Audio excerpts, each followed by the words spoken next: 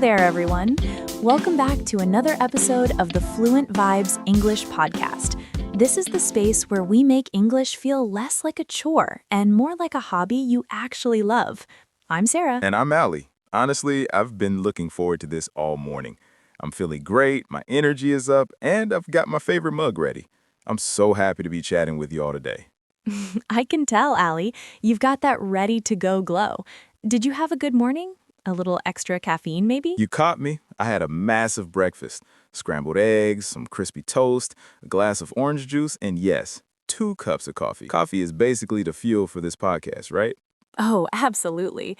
I'm sipping mine right now. It's warm, it's perfect, and it's getting me excited for our topic. So, Allie, let's jump in. What's on the menu for today's The Best Way episode? I love this series. It's all about practical wins. Today, we're tackling a huge problem. The best way to actually use new words in your real life. Not just in a book, but in the world. That is so vital. I see it all the time with my students. They study lists, they learn the meaning, but then, poof, the word vanishes the moment they open their mouths to speak to someone. It's like the words stay trapped in their notebooks. Exactly. It's one thing to recognize a word when you read it, but it's a totally different beast to pull that word out of your brain during a fast conversation. We want to bridge that gap today. We want these words to live in your everyday life. I've got some really fun strategies for this. But wait, before we get into the how-to, we have to check in with our community. Right. So to everyone listening or watching right now, if this podcast helps you feel more confident, could you do us a huge favor and hit that like button? It helps the algorithm show our faces to more English learners around the world. It really does. And if you haven't yet, hit subscribe. We want you to be part of the Fluent Vibes family, so you never miss an episode of The Best Way. If you have a friend who struggles with vocabulary, share this with them. We're all in this together. Okay, Sarah, let's get to the why. Why is it so hard? Why do these words just disappear? Well, Allie, I think it's because most people treat words like a one-time meeting. They see a word, they write it down in a notebook, they close the book, and they never look at it again. I've done that. The word is safe in the notebook, but it's definitely not in my head when I'm at the grocery store. Precisely. To own a word, your brain needs to see it and use it in different contexts. You have to make it part of your environment. It has to become a roommate in your life, not a stranger. So how do we invite these words into our homes? What's your first best way? I call this the sticker strategy. It sounds simple, maybe even a little silly, but it is incredibly powerful for memory. The sticker strategy? Like the things kids use? Sort of. You get those small, colorful sticky notes, yellow, pink, blue, whatever you like. You write one new English word on each note. Okay, I've got my pen and my sticky notes ready. Where are we putting them? You stick them directly onto the objects in your house. For example, if you just learned the word mirror, you write M-I-R-R-O-R on the note and slap it right onto the glass in your bathroom. So every time I'm fixing my hair or brushing my teeth, the word is just staring back at me. Exactly. And the trick is to say it out loud. Don't just look at it. Look at your reflection and say, mirror, this is a mirror. You're connecting the sound, the sight, and the physical object all at once. That's brilliant. You could do that for the fridge, the microwave, the front door, even the coffee machine. Definitely. And if you want to level up, write a full sentence. On the fridge, you could write, the fridge is full of food. Now you're practicing grammar and vocabulary at the same time. I love that because it's not a list in a book. It's your real life. Your brain starts thinking, okay, this word actually matters to my daily survival. You hit the nail on the head. When you see a word 10 times before lunch, your brain stops trying to forget it.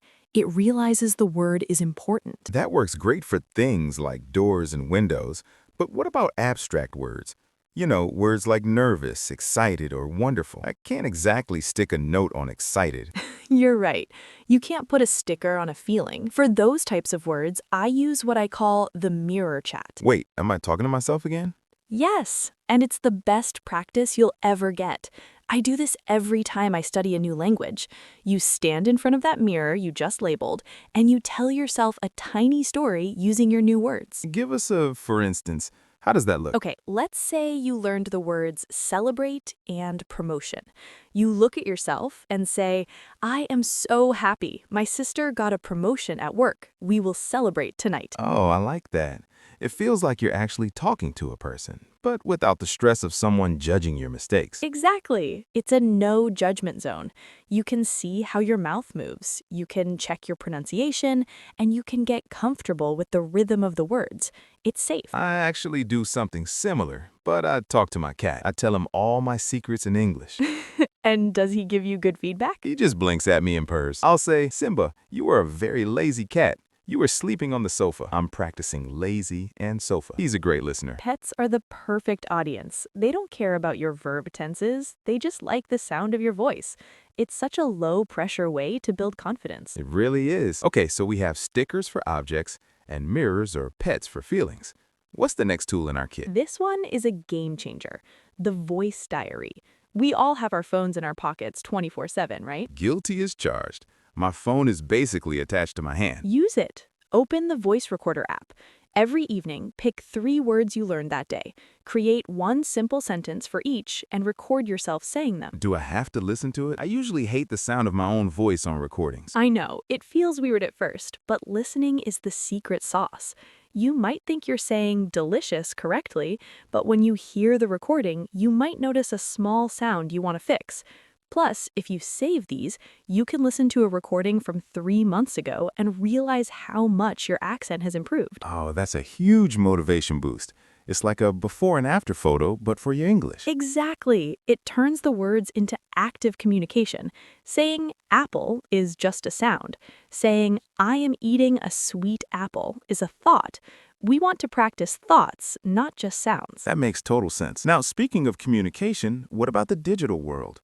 I spend a lot of time on social media. That's actually a goldmine for practice.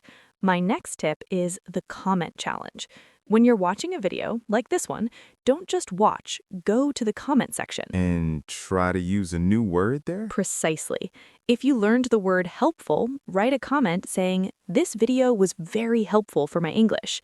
You are taking a word from your brain and putting it into a real conversation with real people. I love reading those comments. Whenever I see a student use a new word correctly in our comments, I try to reply. It makes the learning feel real.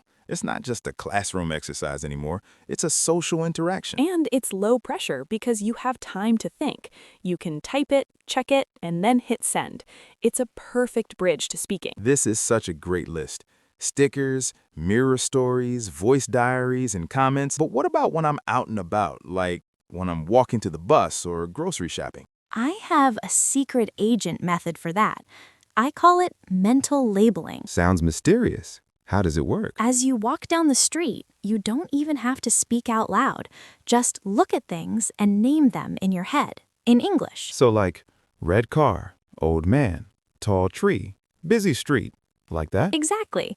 And when you see something and you don't know the word, say a fire hydrant or a scooter, take out your phone and look it up right then. Oh, I've done that before. I was at the market and forgot the word for cinnamon. I looked it up, bought the cinnamon, and now I will never forget that word because I actually needed it in that moment. That's the magic of necessity.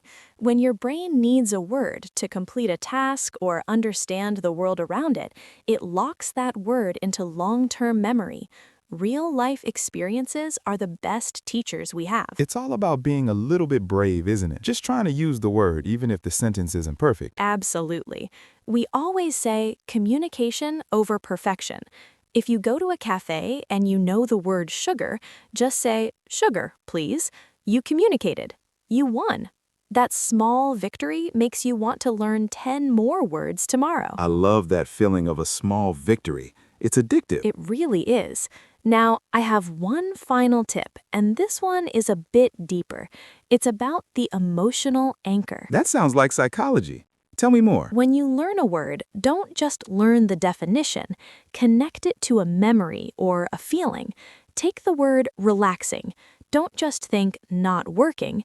Think about your last trip to the mountains, the quiet, the fresh air, how you felt. So when I say relaxing, I'm not just thinking of a word, I'm feeling that mountain air. Yes, when you attach an emotion to a word, it sticks like glue.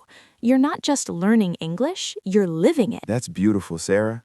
Words are truly the pieces we use to build our lives. They really are. We've covered a lot today, Allie. Maybe we should give everyone a quick recap of our best way toolkit? Let's do it. First, the sticker strategy, label your world. Second, the mirror chat, tell stories to yourself or your pets. Third, the voice diary, record and listen to your progress. Fourth, the comment challenge, use your words on social media. Fifth, mental labeling, naming the world as you walk. And finally, the emotional anchor, connecting words to your feelings and memories. These aren't just tips, they are habits. You don't need to be a genius to do these. You just need a pen, a phone, and a tiny bit of courage. Courage is the key. Well, everyone, we've come to the end of today's chat. We are so incredibly thankful that you spent this time with us. We really are. We have a little homework for you. Don't worry, it's fun. Check our comment challenge today. Yes. Tell us, what is one new English word you learned this week? Try to use it in a sentence in the comments below. We promise to read them. It's the perfect way to start your practice right now. Before you go, make sure to like, subscribe, and join our Fluent Vibes family. Thank you for learning with us. You're doing a great job, and we're proud of you. We'll see you in the next episode of The Best Way. Until then, keep practicing and stay curious. Bye-bye. Bye, everyone. Happy learning.